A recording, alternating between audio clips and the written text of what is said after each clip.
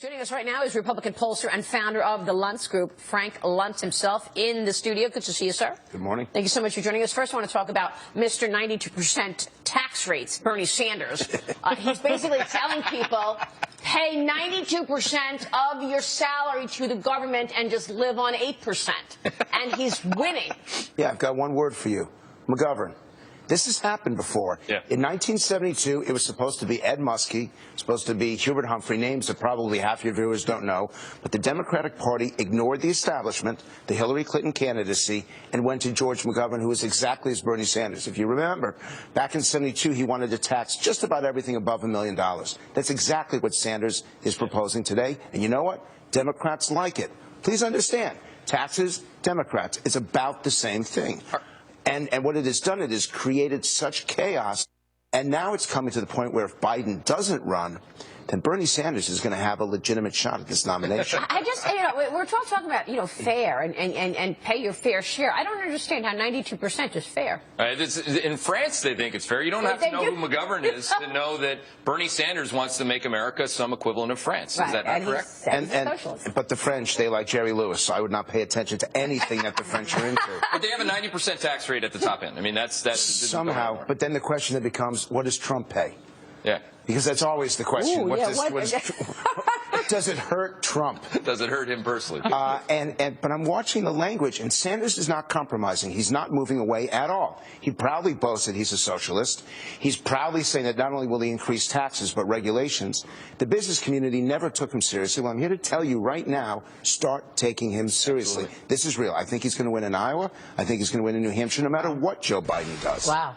Well, yeah, go ahead, Dave. No, in terms of his, not just the language that he uses compared to Hillary Clinton, but also his body language and how he interacts with people, how he gives interviews. I mean, I was making fun of Hillary Clinton's laugh from over the weekend, but it's everything about her is so rehearsed. When she tries to seem personable, it just comes across like she's been practicing to seem warm. And she has. In her responses, when she gets attacked, watch what she does with the press. She doesn't look people straight in the eye. Someone taught her to look up here and look up there. Bernie Sanders looks you straight in the eye. He looks like a professor. He reminds me of Jim from Taxi, which is a problem. You're going to have to throw me off the air, because all my analogies are basically for people who are 80 or older. I love it. But that's what No, I get that. So he fundamentally believes it. Like you said, he's a raging socialist. Yes. He looks you in the eye, and there's how many? 30 million, 40 million Americans who want handouts that are socialists too? It's a popular message. Look, this is happening across the globe. Greece re-elected its socialist. In Britain, the Labour Party is now being run by someone who's not a socialist. He's just one little level short of being a communist. Brazil. So add Brazil to the list. There's a fine line, too, but we're getting closer to it, the fine line between socialism and communism. And who would have thought that it would come here? But that's the anger and the frustration on the left and on the right. So I know that Trump seems to suck the oxygen out of the room. Watch Bernie Sanders. He is growing in donations. Wow. He's growing in support. And his offices are everywhere in New Hampshire. What about the GOP? I mean, how do you think this plays out with Donald Trump? This is the first time in my professional life that I've not been able to call it. I've been working at Fox since 2007. Even before that, I've been doing this since 1999. I've never had a situation where I could not say to you, this is the front runner, or even who's coming up. Watch Rubio. Mm-hmm.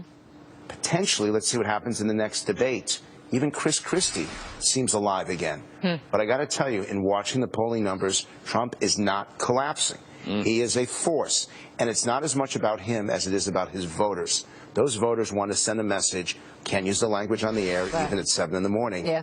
But that's how they feel, and Trump is the candidate for them. A word about Carly? Her debate performance is brilliant, but I'm looking at the New York Times, Jeffrey Sonnenfeld. He's determined to bring her down. That's the debate you want to have on this show one morning, because you will wake up the country. Put the professor over here, put Carly over here, and discuss what kind of CEO she was. I would love to see that, Maria. You know, these guys who waddle around in academia and talk about how they know everything, Mr. Sonnenfeld, come on, man. I mean, my office used to be right beside his. There's a guy who won't look you in the eye when he goes across the street either. And he's close with Trump. He's close with Trump. He knows Donald. She got to the chairman and CEO role at Hewlett-Packard. She had to make real decisions in terms of employees, hundreds of thousands of employees. You can debate whether or not you liked her performance, but she hundreds of thousands of employees. And she came from nowhere. And made real decisions. She was an administrator. I mean, she is the success story of women in America. If Trump had worked as a CEO for a company not named Trump, would he have been fired at one point or another? Yeah, good point. How many maybe. times? But you cannot discount what she did in the debate. Everyone paid attention to her. Her numbers went up significantly, both locally and nationally. And the other one, all three candidates, Trump, Fiorina, and Ben Carson, none of them have held office first, second, and third in the Republican primary.